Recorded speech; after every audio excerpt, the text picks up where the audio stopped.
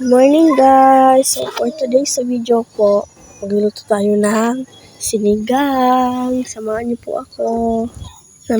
Pinag-prepare ko na po lahat ng lulutuin at gagamitin po para sa sinigang. First, yung baboy po, syempre kailangan natin yung hugasan, 'di ba? Yan na po.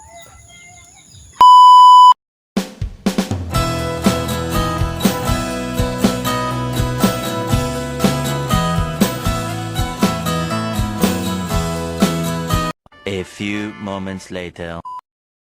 Ayan guys, pagkatapos ko palang nilinisan yung karne, nagsimula na po ako paanuin ko po yung apoy. Magagatong na po tayo.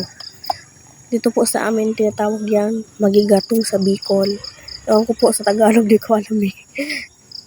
Yan na po. Papaapoy na po natin yan para maisa lang na po natin at para i-ano na yung karne. Para lumambot na po. Yan, sisindihan po natin yung light. Ay, phosphor pala, sorry. Yan, para makaano na.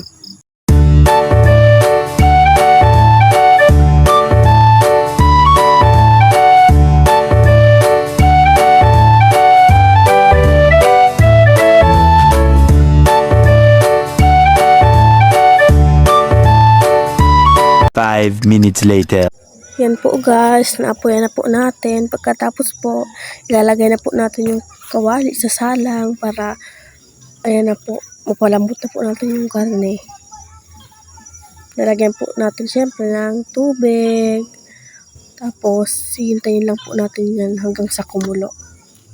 Ayan po, habang hinihintay ko po na kumulo, gagayatin ko po na yung mga dapat na ilalagay sa sinigang. Syempre, kailangan po natin yung repolyo.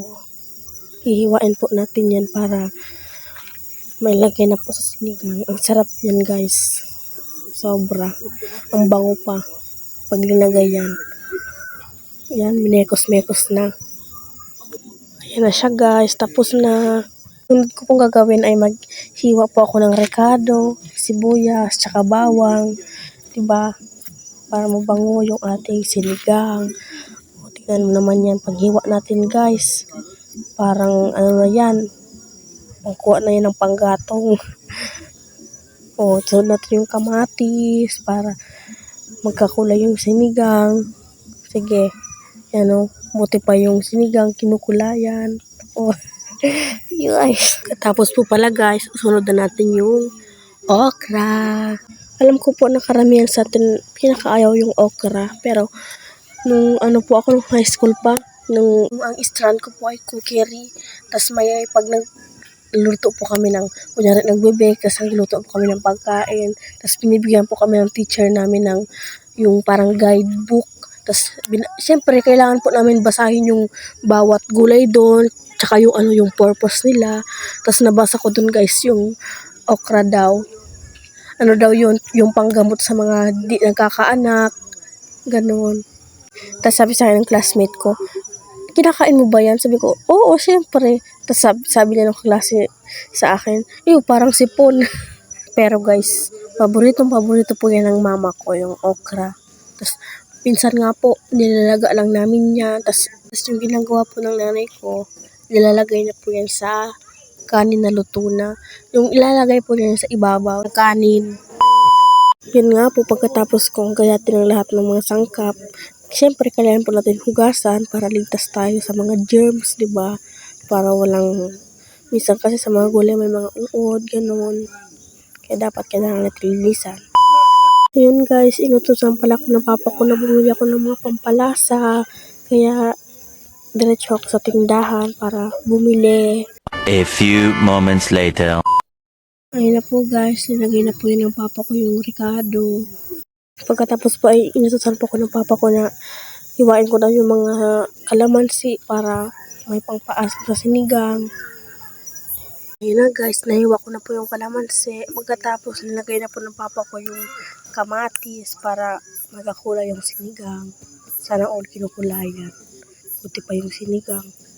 Siyempre tatakpan po natin para madali kumulo. A few moments later.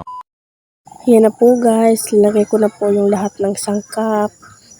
2,000 years later. Charan! Pagkatapos po ng 200 years na paghihintay, luto na. Pagkatapos pala guys, isasalang ko na yung kanin para makakain na tayo. Hintay lang po natin yan ng 50 years. 2,000 years later. Ayan na guys, sa wakas. Tara, kain po.